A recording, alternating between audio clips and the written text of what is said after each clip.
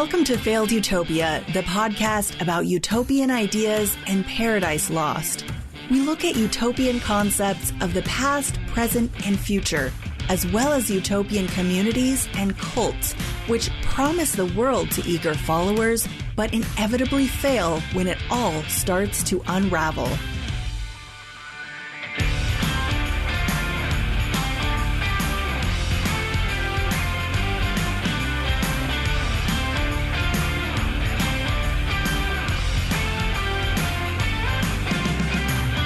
This is it, Failed Utopians. We're on the 8th and final part of my series on Thomas More's Utopia. In the last episode, we learned that even Utopia has war. It may have been Thomas More's pragmatic view that even the most perfectly governed ideal commonwealth will still be forced into situations requiring a military response, even if just in self-defense. But we also learned that the utopians take it further than that and go to war for any number of reasons, both defensive and offensive. If you're confused about the utopians' morality at this point, don't worry. I am too. And to be fair, so are the fictional Thomas More and his buddy Peter Giles inside the story. So I guess we're in good company. Today, I'll be reading the last chapter of the book, and perhaps we can learn a bit more about the utopians' sense of morality by inspecting their religious lives. Oh, and at the end of the episode, I'm going to drop a bomb on you guys about Thomas More. Sir Thomas More's Utopia, Book 2, Continued, of the Religions of the Utopians. There are several sorts of religions, not only in different parts of the island, but even in every town, some worshipping the sun, others the moon, or one of the planets. Some worship such men as have been eminent in former times for virtue or glory, not only as ordinary deities, but as the supreme God. Yet the greater and wiser sort of them worship none of these, but adore one eternal, invisible, infinite, and incomprehensible deity, as a being that is far above all our apprehensions, that is spread over the whole universe, not by his bulk, but by his power and virtue. Him they call the Father of all, and acknowledge that the beginnings, the increase, the progress, the vicissitudes, and the end of all things come only from him, nor do they offer divine honors to any but him alone. And indeed, though they differ concerning other things, yet all agree in this, that they think there is one supreme being that made and governs the world, whom they call in the language of their country Mithras. They differ in this, that one thinks the God whom he worships is this supreme being, and another thinks that his idol is that God. But they all agree in one principle, that whoever is this supreme being, he is also that great essence to whose glory and majesty all honors are ascribed by the consent of all nations. By degrees, they fall off from the various superstitions that are among them and grow up to that one religion that is the best and most in request. And there is no doubt to be made but that all the others had vanished long ago if some of those who advised them to lay aside their superstitions had not met with some unhappy accident, which being considered as inflicted by heaven, made them afraid that the God whose worship had like to have been abandoned had interposed, and revenged themselves on those who despised their authority. After they had heard from us an account of the doctrine, the course of life, and the miracles of Christ, and of the wonderful constancy of so many martyrs, whose blood, so willingly offered up by them, was the chief occasion of spreading their religion over a vast number of nations, it is not to be imagined how inclined they were to receive it. I shall not determine whether this proceeded from any secret inspiration of God, or whether it was because it seemed so favorable to that community of goods, which is an opinion so particular as well as so dear to them, since they perceived that Christ and his followers lived by that rule, and that it was still kept up in some communities among the sincerest sort of Christians. From whichsoever of these motives it might be, true it is that many of them came over to our religion and were initiated into it by baptism. But as 2 of our number were dead, so none of the 4 that survived were in priests' orders. We therefore could only baptize them, so that to our great regret they cannot partake of the other sacraments that can only be administered by priests. But they are instructed concerning them, and long most vehemently for them. They have had great disputes among themselves, whether one chosen by them to be a priest would not be thereby qualified to do all the things that belong to that character, even though he had no authority derived from the Pope, and they seemed to be resolved to choose some for that employment, but they had not done it when I left them. Those among them that have not received our religion do not fright any from it, and use none ill that goes over to it. So that all the while I was there, 1 man was only punished on this occasion. He, being newly baptized, did, notwithstanding all that we could say to the contrary, dispute publicly concerning the Christian religion with more zeal than discretion, and with so much heat that he not only preferred our worship to theirs, but condemned all their rites as profane, and cried out against all that adhered to them as impious and sacrilegious persons, that were to be damned to everlasting burnings.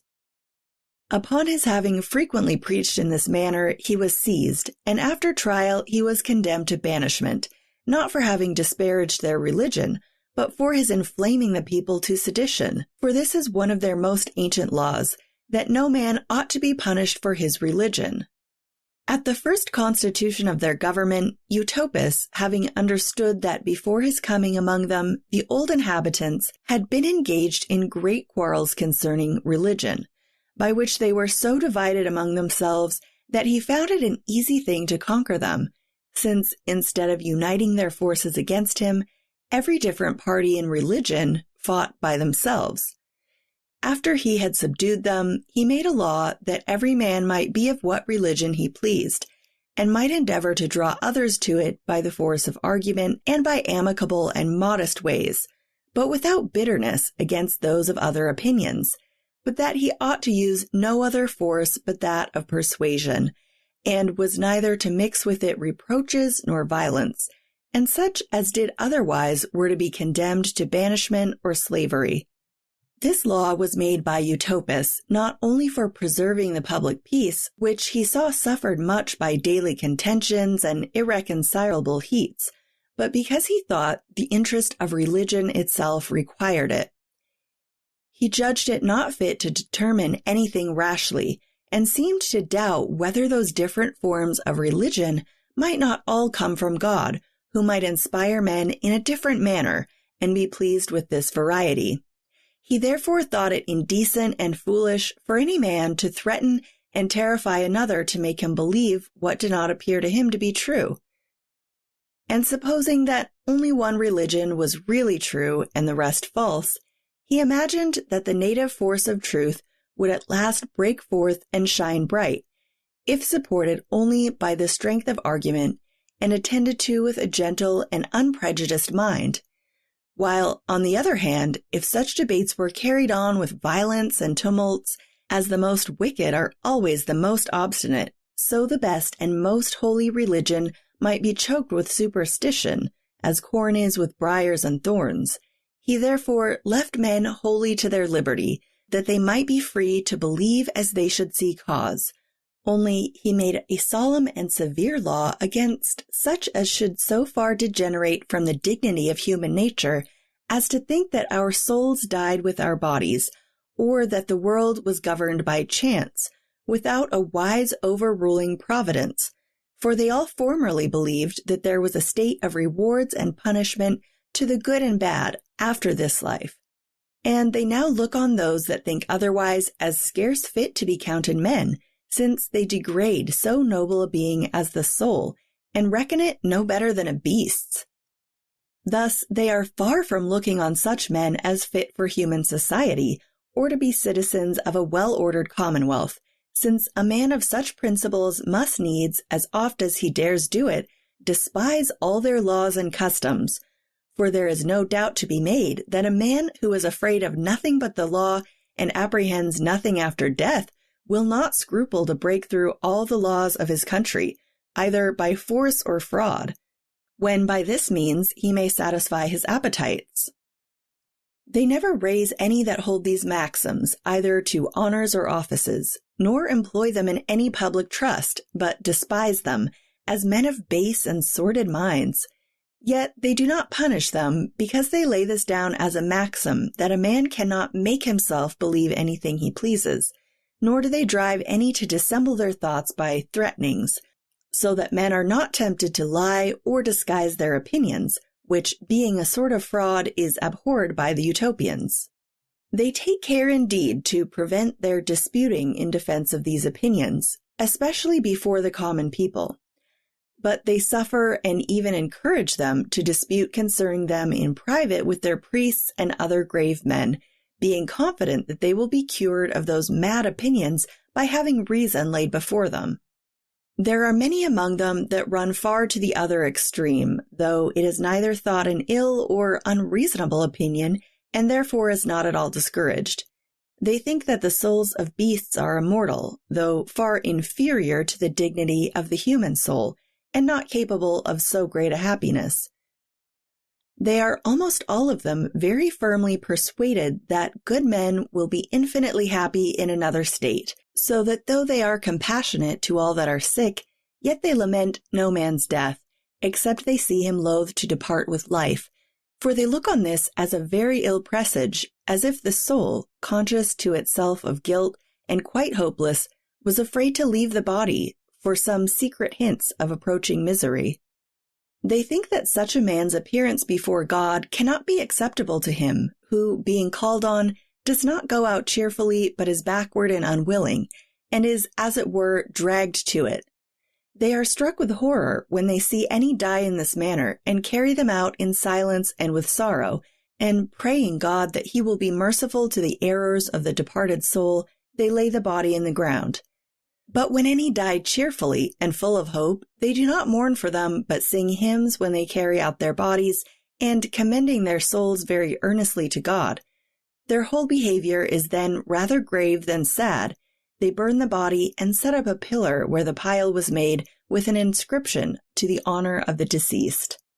When they come from the funeral, they discourse of his good life and worthy actions, but speak of nothing oftener and with more pleasure than of his serenity at the hour of death. They think such respect paid to the memory of good men is both the greatest incitement to engage others to follow their example and the most acceptable worship that can be offered them. For they believe that though by the imperfection of human sight they are invisible to us, yet they are present among us, and hear those discourses that pass concerning themselves.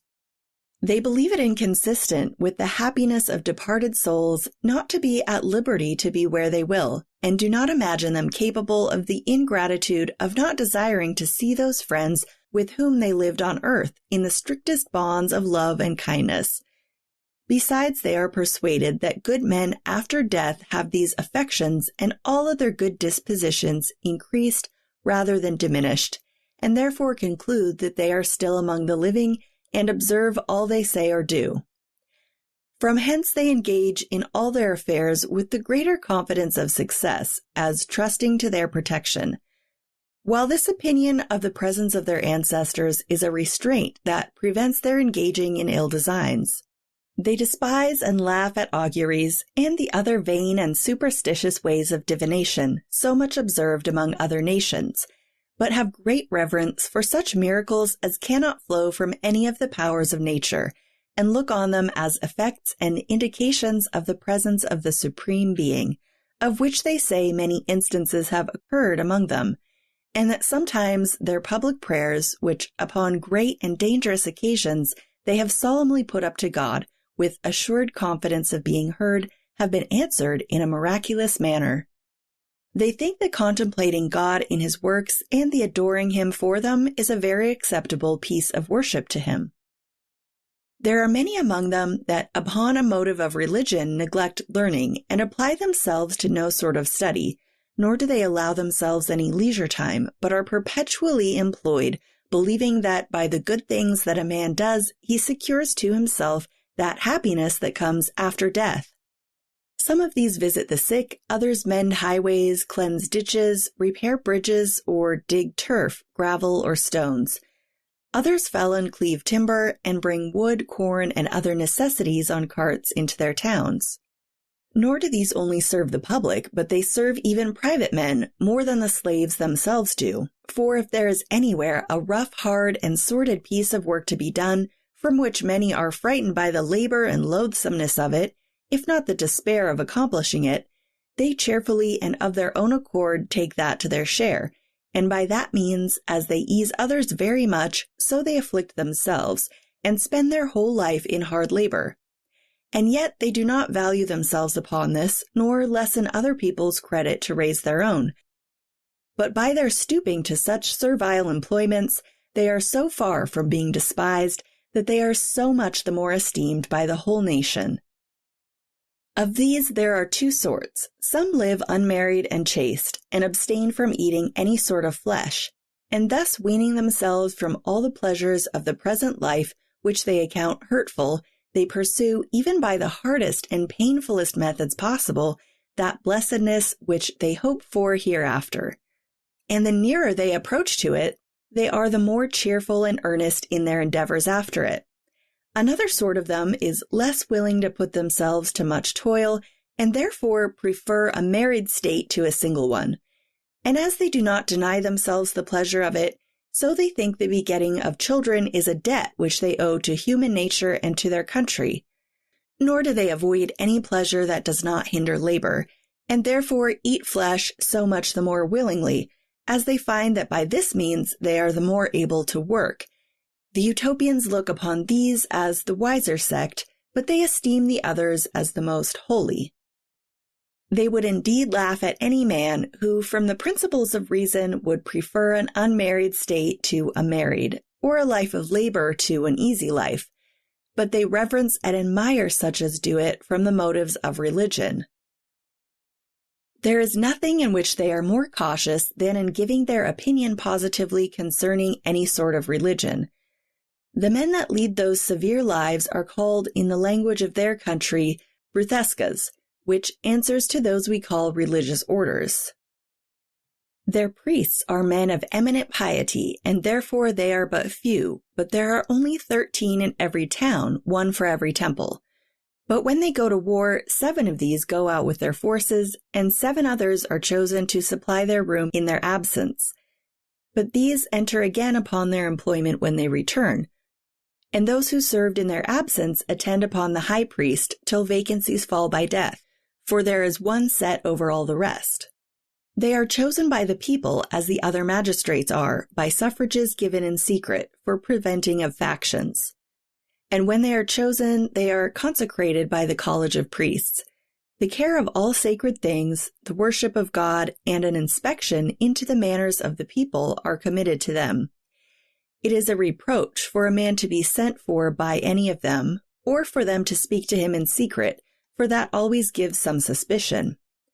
All that is incumbent on them is only to exhort and admonish the people, for the power of correcting and punishing ill men belongs wholly to the prince and to the other magistrates. The severest thing that the priest does is the excluding those that are desperately wicked from joining in their worship. There is not any sort of punishment more dreaded by them than this, for as it loads them with infamy, so it fills them with secret horrors, such is their reverence to their religion. Nor will their bodies be long exempted from their share of trouble, for if they do not very quickly satisfy the priests of the truth of their repentance, they are seized on by the Senate and punished for their impiety. The education of youth belongs to the priests, yet they do not take so much care of instructing them in letters as in forming their minds and manners aright. They use all possible methods to infuse very early into the tender and flexible minds of children such opinions as are both good in themselves and will be useful to their country. For when deep impressions of these things are made at that age, they follow men through the whole course of their lives, and conduce much to preserve the peace of the government, which suffers by nothing more than by vices that rise out of ill opinions.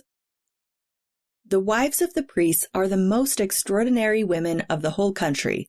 Sometimes the women themselves are made priests, though that falls out but seldom, nor are any but ancient widows chosen into that order. None of the magistrates have greater honor paid them than is paid the priests, and if they should happen to commit any crime, they would not be questioned for it. Their punishment is left to God and to their own consciences, for they do not think it lawful to lay hands on any man, how wicked soever he is, that has been in a peculiar manner dedicated to God. Nor do they find any great inconvenience in this, both because they have so few priests, and because these are chosen with much caution, so that it must be a very unusual thing to find one who, merely out of regard to his virtue, and for his being esteemed a singularly good man, was raised up to so great a dignity, degenerate into corruption and vice. And if such a thing should fall out, for man is a changeable creature, yet there being few priests, and these having no authority but what rises out of the respect that is paid them, nothing of great consequence to the public can proceed from the indemnity that the priests enjoy. They have indeed very few of them, lest greater numbers sharing in the same honor might make the dignity of that order which they esteem so highly to sink in its reputation.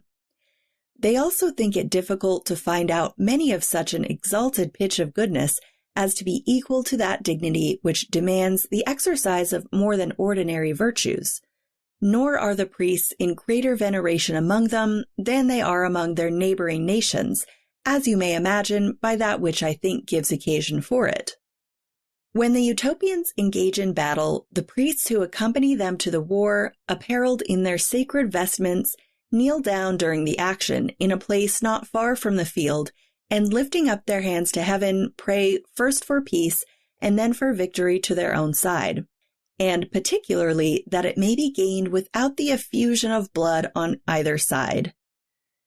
And when the victory turns to their side, they run in among their own men to restrain their fury, and if any of their enemies see them or call to them, they are preserved by that means.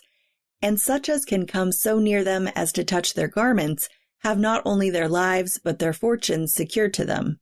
It is upon this account that all the nations round about consider them so much and treat them with such reverence that they have been often no less able to preserve their own people from the fury of their enemies than to save their enemies from their rage. For it has sometimes fallen out that when their armies have been in disorder and forced to fly, so that their enemies were running upon the slaughter and spoil, the priests, by interposing, have separated them from one another, and stopped the effusion of more blood, so that by their mediation a peace has been concluded on very reasonable terms. Nor is there any nation about them so fierce, cruel, or barbarous as not to look upon their persons as sacred and inviolable. The first and last day of the month and of the year is a festival. They measure their months by the course of the moon and their years by the course of the sun. The first days are called in their language the Cynamirns, and the last the Trapamirns, which answers in our language to the festival that begins or ends the season. They have magnificent temples that are not only nobly built but extremely spacious, which is more than necessary as they have so few of them. They are a little dark within, which proceeds not from any error in the architecture, but is done with design. For their priests think that too much light dissipates the thoughts, and that a more moderate degree of it both recollects the mind and raises devotion. Though there are many different forms of religion among them, yet all these, how various soever, agree in the main point, which is the worshipping the divine essence, and therefore there is nothing to be seen or heard in their temples in which the several persuasions among them may not agree. For every sect performs those rites that are peculiar to it in their private houses, nor is there anything in the public worship that contradicts the particular ways of those different sects. There are no images for God in their temples, so that every one may represent him to his thoughts according to the way of his religion.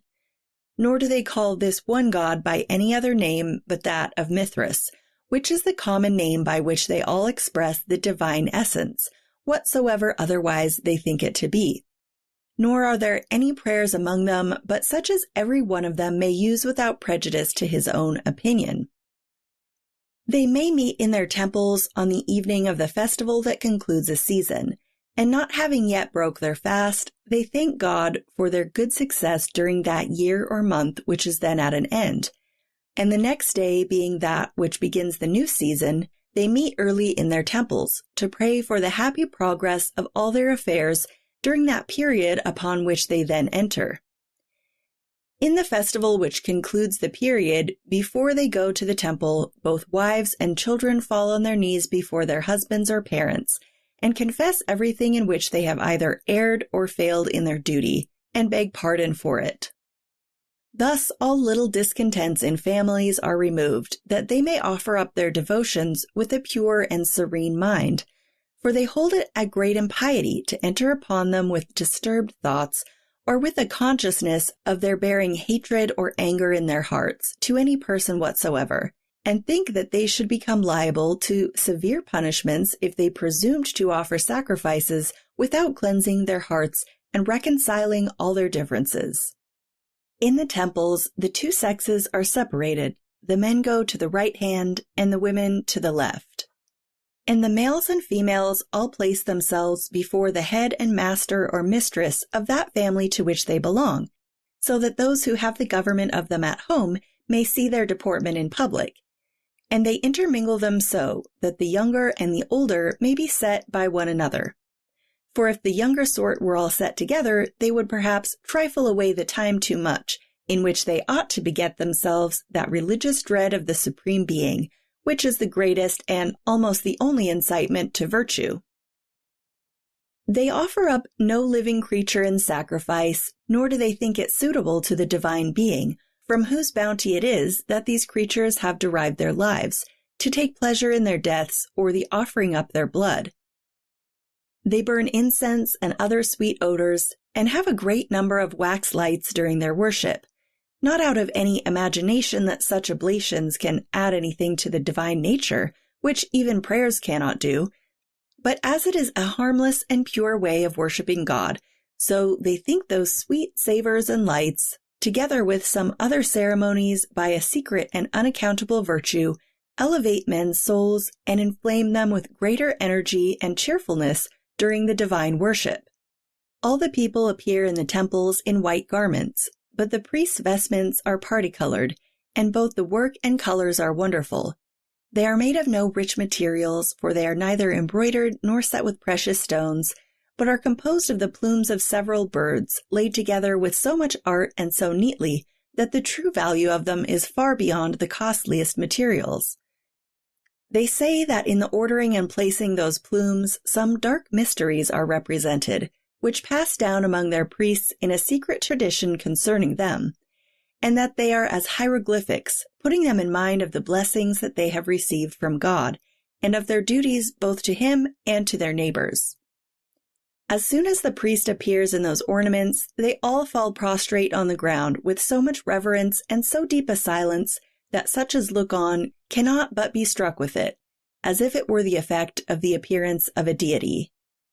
After they have been for some time in this posture, they all stand up upon a sign given by the priest, and sing hymns to the honor of God, some musical instruments playing all the while. These are quite of another form than those used among us, but as many of them are much sweeter than ours, so others are made use of by us. Yet in one thing they very much exceed us. All their music, both vocal and instrumental, is adapted to imitate and express the passions, and is so happily suited to every occasion that whether the subject of the hymn be cheerful, or formed to soothe or trouble the mind, or to express grief or remorse, the music takes the impression of whatever is represented, affects and kindles the passions, and works the sentiments deep into the hearts of the hearers. When this is done, both priests and people offer up very solemn prayers to God in a set form of words, and these are so composed that whatsoever is pronounced by the whole assembly may be likewise applied by every man in particular to his own condition. In these they acknowledge God to be the author and governor of the world, and the fountain of all the good they receive, and therefore offer up to Him their thanksgiving, and in particular bless Him for His goodness in ordering it so, that they are born under the happiest government in the world and are of a religion which they hope is the truest of all others. But if they are mistaken, and if there is either a better government or a religion more acceptable to God, they implore his goodness to let them know it, vowing that they resolve to follow him whithersoever he leads them. But if their government is the best and their religion the truest, then they pray that he may fortify them in it and bring all the world both to the same rules of life and to the same opinions concerning himself, unless, according to the unsearchableness of his mind, he is pleased with a variety of religions. Then they pray that God may give them an easy passage at last to himself, not presuming to set limits to him how early or late it should be, but if it may be wished for, without derogating from his supreme authority, they desire to be quickly delivered and to be taken to himself, though by the most terrible kind of death, rather than to be detained long from seeing him by the most prosperous course of life. When this prayer is ended, they all fall down again upon the ground, and after a little while they rise up, go home to dinner, and spend the rest of the day in diversion or military exercises. Thus have I described to you, as particularly as I could, the constitution of that commonwealth, which I do not only think the best in the world, but indeed the only commonwealth that truly deserves that name. In all other places it is visible that while people talk of a commonwealth, every man only seeks his own wealth. But there, where no man has any property, all men zealously pursue the good of the public.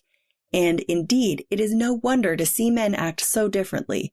For in other commonwealths, every man knows that unless he provides for himself, how flourishing soever the commonwealth may be, he must die of hunger, so that he sees the necessity of preferring his own concerns to the public.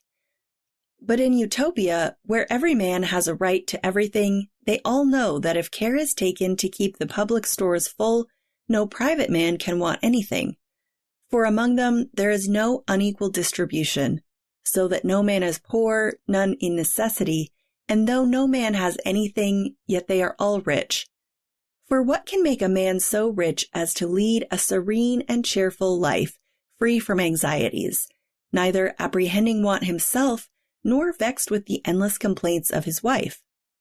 He is not afraid of the misery of his children, nor is he contriving how to raise a portion for his daughters, but is secure in this, that both he and his wife, his children and grandchildren, to as many generations as he can fancy, will all live both plentifully and happily, since among them there is no less care taken of those who were once engaged in labor, but grow afterwards unable to follow it, than there is elsewhere of these that continue still employed. I would gladly hear any man compare the justice that is among them with that of all other nations, among who may I perish, if I see anything that looks either like justice or equity.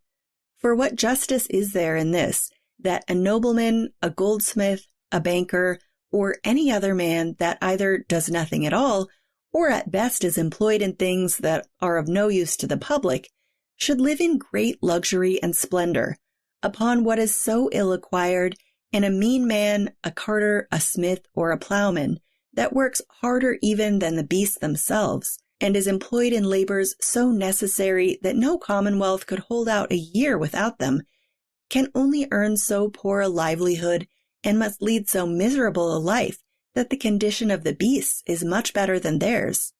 For as the beasts do not work so constantly, so they feed almost as well, and with more pleasure, and have no anxiety about what is to come, whilst these men are depressed by a barren and fruitless employment, and tormented with the apprehensions of want in their old age, since that which they can get by their daily labor does but maintain them at present, and is consumed as fast as it comes in. There is no overplus left to lay up for old age.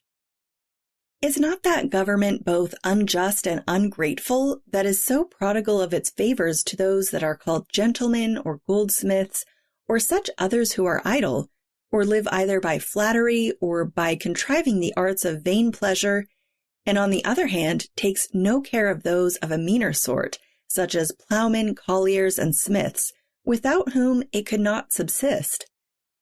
But after the public has reaped all the advantage of their service, and they come to be oppressed with age, sickness, and want, all their labors and the good they have done is forgotten, and all the recompense given them is that they are left to die in great misery. The richer sort are often endeavoring to bring the hire of laborers lower, not only by their fraudulent practices, but by the laws which they procure to be made to that effect. So that though it is a thing most unjust in itself to give small rewards to those who deserve so well of the public, yet they have given those hardships the name and color of justice, by procuring laws to be made for regulating them. Therefore, I must say that, as I hope for mercy, I can have no other notion of all the other governments that I see or know than that they are a conspiracy of the rich, who, on pretense of managing the public, only pursue their private ends, and devise all the ways and arts they can find out. First, that they may, without danger, preserve all that they have so ill acquired, and that they may engage the poor to toil and labor for them at as low rates as possible, and oppress them as much as they please. And if they can but prevail to get these contrivances established by the show of public authority, which is considered as the representative of the whole people, then they are accounted laws. Yet these wicked men, after they have, by a most insatiable covetousness, divided that among themselves with which all the rest might have been well supplied, are far from that happiness that is enjoyed among the Utopians. For the use as well as the desire of money being extinguished, much anxiety and great occasions of mischief is cut off with it. And who does not see that the frauds, thefts, robberies, quarrels, tumults, contentions, seditions, murders, treacheries, and witchcrafts, which are indeed rather punished than restrained by the severities of law, would all fall off, if money were not any more valued by the world?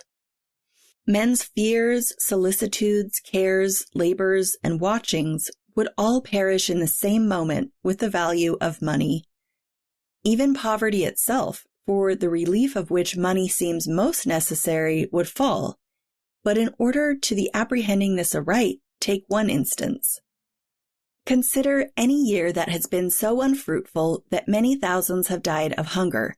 And yet, if at the end of that year a survey was made of the granaries of all the rich men that have hoarded up the corn, it would be found that there was enough among them to have prevented all that consumption of men that perished in misery, and that if it had been distributed among them, none would have felt the terrible effects of that scarcity.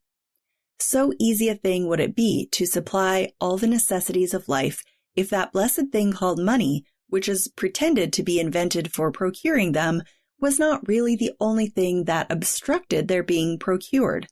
I do not doubt but rich men are sensible of this, and that they well know how much a greater happiness it is to want nothing necessary than to abound in many superfluities, and to be rescued out of so much misery than to be abound with so much wealth.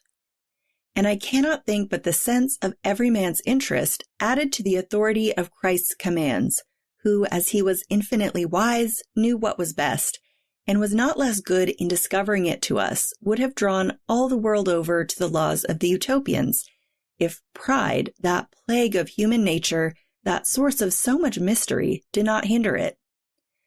For this vice does not measure happiness so much by its own conveniences as by the miseries of others, and would not be satisfied with being thought a goddess, if none were left that were miserable over whom she might insult. Pride thinks its own happiness shines the brighter by comparing it with the misfortunes of other persons, that by displaying its own wealth they may feel their poverty the more sensibly. This is that infernal serpent that creeps into the breasts of mortals and possesses them too much to be easily drawn out. And therefore I am glad that the Utopians have fallen upon this form of government, in which I wish that all the world could be so wise as to imitate them. For they have indeed laid down such a scheme and foundation of policy that as men live happily under it, so it is like to be of great continuance. For they, having rooted out of the minds of all their people all the seeds both of ambition and faction, there is no danger of any commotion at home, which alone has been the ruin of many states that seemed otherwise to be well secured. But as long as they live in peace at home and are governed by such good laws, the envy of all their neighboring princes, who have often, though in vain, attempted their ruin, will never be able to put their state into any commotion or disorder. When Raphael had thus made an end of speaking, though many things occurred to me, both concerning the manners and laws of that people that seemed very absurd, as well as their way of making war, as in their notions of religion and divine matters, together with several other particulars, but chiefly what seemed the foundation of all the rest, their living in common, without the use of money, by which all nobility, magnificence, splendor, and majesty, which, according to the common opinion, are the true ornaments of a nation, would be quite taken away. Yet, since I perceived that Raphael was weary and was not sure whether he could easily bear contradiction, remembering that he had taken notice of some who seemed to think they were bound in honor to support the credit of their own wisdom by finding out something to censure in all other men's inventions besides their own, I only commended their constitution, and the account he had given of it in general, and so taking him by the hand, carried him to supper, and told him I would find out some other time for examining this subject more particularly, and for discoursing more copiously upon it, and indeed I shall be glad to embrace an opportunity of doing it. In the meanwhile, though it must be confessed that he is both a very learned man and a person who has obtained a great knowledge of the world, I cannot perfectly agree to everything he has related. However, there are many things in the commonwealth of Utopia that I rather wish than hope to see followed in our governments.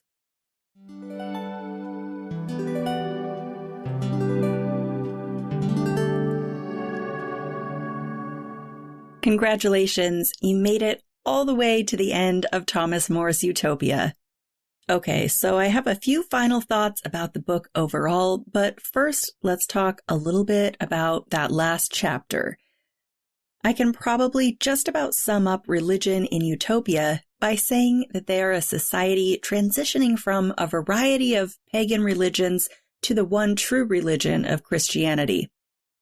In More's telling, while it is impractical to force religion upon others, especially through violence, any reasonable person will come around to Christianity if exposed to it through reason. So while Utopia is religiously pluralistic on the surface, which certainly does sound progressive, More's underlying argument seems to be that it's only a matter of time until everyone who's given the opportunity recognizes the true religion of Christianity and the Christian God as the one true God.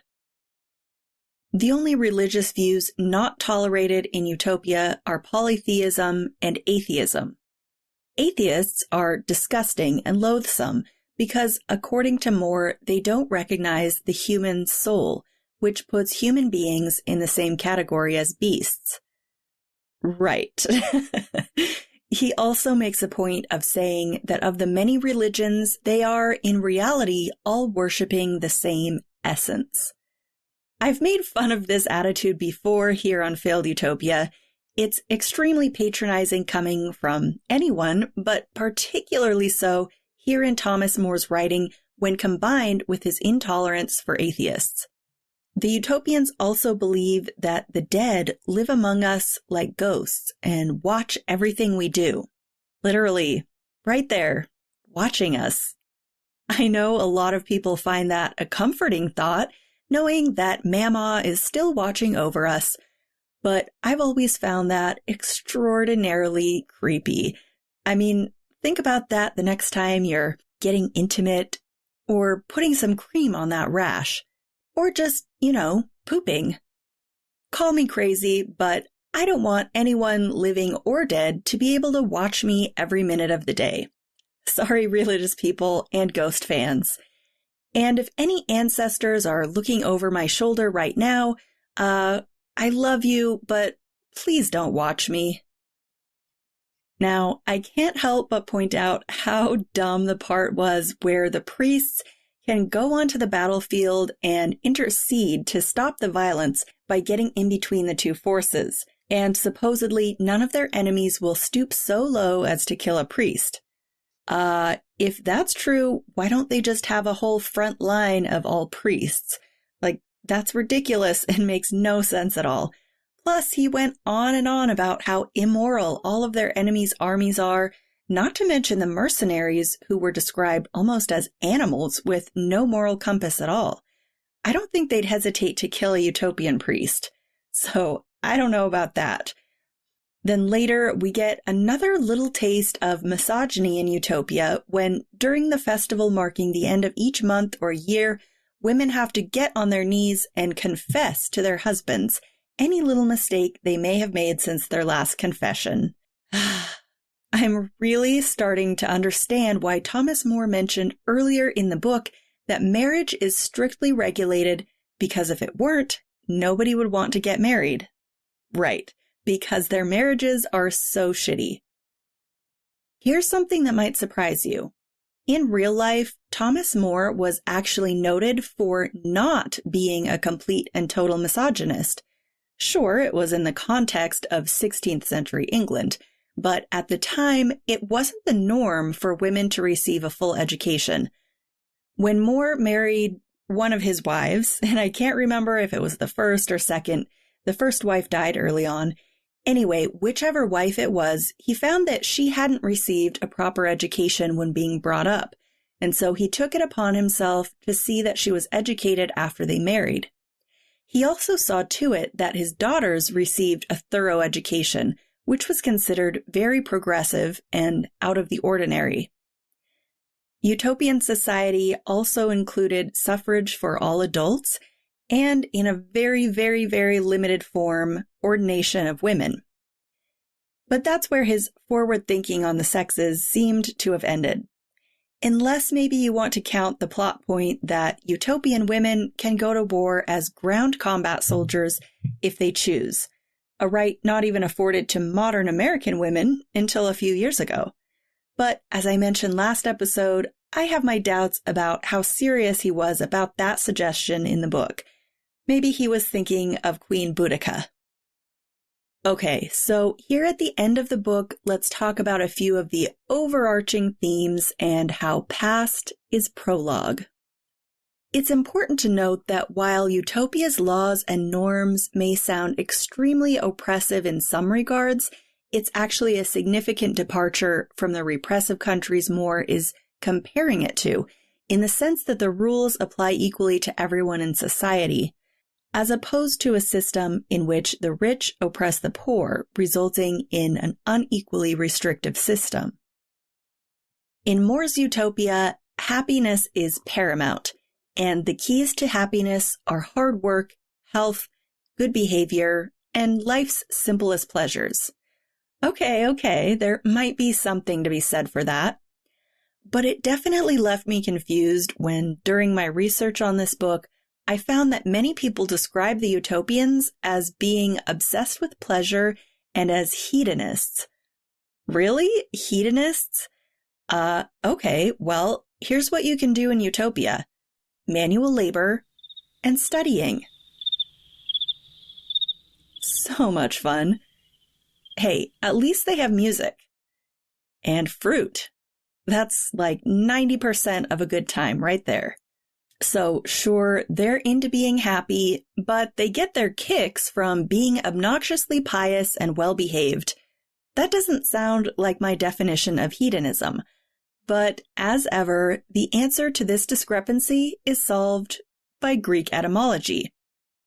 According to the nerds over at Merriam-Webster, when hedonism first appeared in English in the middle of the 19th century, it referred to the doctrines of certain schools of philosophy in ancient Greece, such as the Epicureans and Cyrenaics, who held that happiness or pleasure constituted the chief goal in life. As used today, the word frequently carries a judgmental tinge. If someone is described as living a life of hedonism, the implication is that he or she derives happiness from debauchery rather than, say, spending quality time with family or forming meaningful relationships at work. Hedonism comes from the Greek hedone, pleasure. So I stand corrected. The overtone of debauchery is a modern addition to the definition. In Moore's writing, his fictional island nation fit the original definition to perfection from a philosophical standpoint. Okay, here's the bombshell I promised you guys at the beginning of the episode. We've heard about Thomas More, the lawyer, the philosopher, the author, and the religious man. We've heard his thoughts in Utopia about religion and how it cannot and should not be forced on another with violence, but that individuals should be given the opportunity to come to the truth of Christianity through reason. But in his real life, he was known to imprison, torture, and execute heretics. Yeah, heresy was akin to treason in that place and time, only worse because it was treason against God. This is a hotly contested part of More's legacy, but most historians agree that he presided over anywhere from a few to a few hundred executions of heretics while he served as Lord Chancellor for King Henry VIII. How can we explain the vast inconsistency between what he wrote in Utopia and his actions in real life? Well, I can't. One possible factor could be that the events I just mentioned occurred later in his life and career as High Chancellor of England, years after he wrote Utopia. He may have changed. His circumstances certainly had when he took on a role serving the crown. And many people get more religiously zealous over the course of their life. I think another clue may be in the last line of the book. There are many things in the Commonwealth of Utopia that I rather wish than hope to see followed in our governments. I don't think Thomas More ever meant for the book to be a direct allegory for a real-life utopia. It's almost as though that last line is a twist ending where we learn that utopia is but a dream that would never work in the real world. If we use this line as a key to unlocking the rest of the book, I think it more or less explains away the vast majority of inconsistencies we've found throughout the book. I believe More never meant for his readers to take Utopia literally. At one point, the character Hythloday even said, "Hey, I'm not here to judge any of these things, good or bad. I'm just telling you how things were." What do you think? Okay, final thought. The latter part of this chapter was my favorite part of the book. Those last several minutes were an eloquent and impassioned call to living in common that was put so excellently to paper by Thomas More that I won't even try to paraphrase it. For More, it's a philosophy rooted in religious morals, but I was struck by how presciently he seemed to be describing our world today. At one point, he literally described Jeff Bezos from 500 years in the past. To our modern sensibilities, the specifics and particulars of Utopia may not sound entirely practical or appealing, but the problems that More's characters would wish to solve sound surprisingly familiar. Pride, greed, poverty, extreme income and wealth inequality, fair distribution of resources, and the uselessness and vanity of war. It's almost as if humankind is still grappling with the same big questions today that Thomas More wrote about over 500 years ago.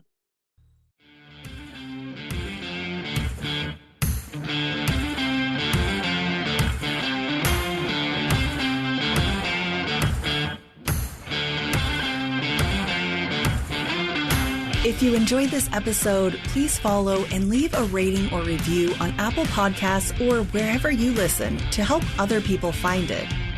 Tell your friends about it, and if you want to support the pod directly and help keep new episodes coming, you can donate to the show through the link at the bottom of the show notes. Connect and stay in the loop on the website failedutopia.com or the Facebook page at Failed Utopia Pod. Failed Utopia episodes are written and produced by me, Anna Roberts. The burning palm tree painting featured on the cover is by artist Perry Vasquez. My intro music is by Elliot Middleton. See you next time.